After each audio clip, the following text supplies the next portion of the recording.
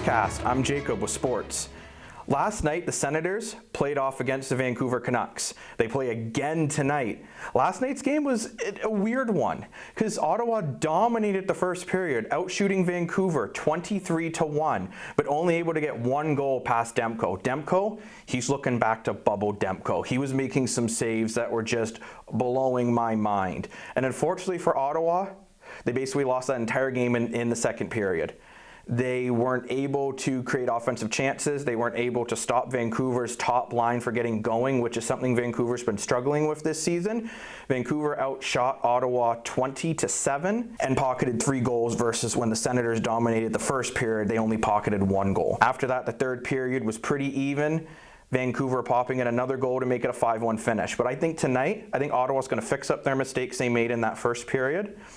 And the second period, and they're going to win this one, but it's going to be close. The Leafs, I'm a Leafs fan here. They're facing the Oilers tonight. This game, I think, is going to be really, really close. Although Edmonton's been struggling this season, they look like they're starting to pick back up. McDavid, Draisaitl, Yamamoto, Ryan Nugent-Hopkins, they're looking good. It's the bottom 6 for Edmonton that's concerning me just a little bit. For the Leafs, they're on fire this year. Top in the NHL, top in their division.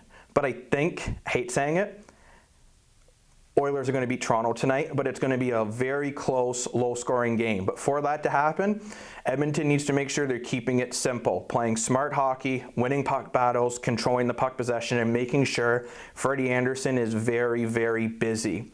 On the other hand, for the Leafs, their defense can't be allowing rush chances. They can't let Edmonton get their transition game going. They need to play a full 60 minutes, and they need to play smart, hard hockey. But enough of hockey, let's head over to the NBA and talk about the Raptors. The Raptors played the Milwaukee Bucks last night. It was a close game, 115-108 for the Bucks. However, the Raptors did some things I really like to see. OG Anunoby was unable to play due to injury, and Norman Powell stepped right into his role and put up 26 points as a starter, which that's a fantastic starting role, kind of back like what he was doing in the bubble during the playoffs. Kyle Lowry hit his 10,000th career point as the Raptor. He hit that milestone. Awesome to see, but let's hope the Raptors can turn that around Friday against the Kings. But now we need to talk about a more serious topic. Mental health in sports is something that's huge, and this is Bell Let's Talk Day and Mental Health Week. Rick Griffin was unfortunately lost due to his mental health battle back in 2011, and this is when Vancouver decided to start Hockey Let's Talk, a way for players to really be able to talk about their mental health and help people who are struggling and want to break that stigma.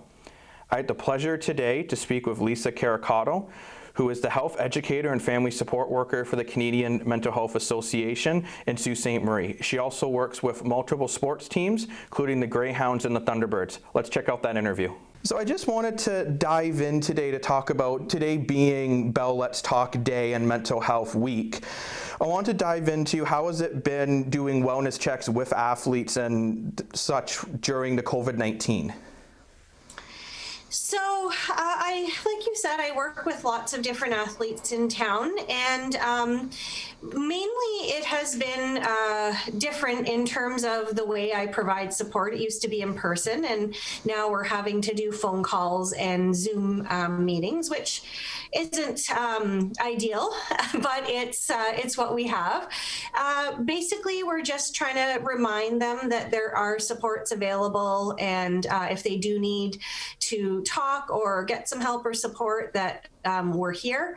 So still sending reminders out, still having some team Zoom meetings just to check in with them and find out how everybody's doing.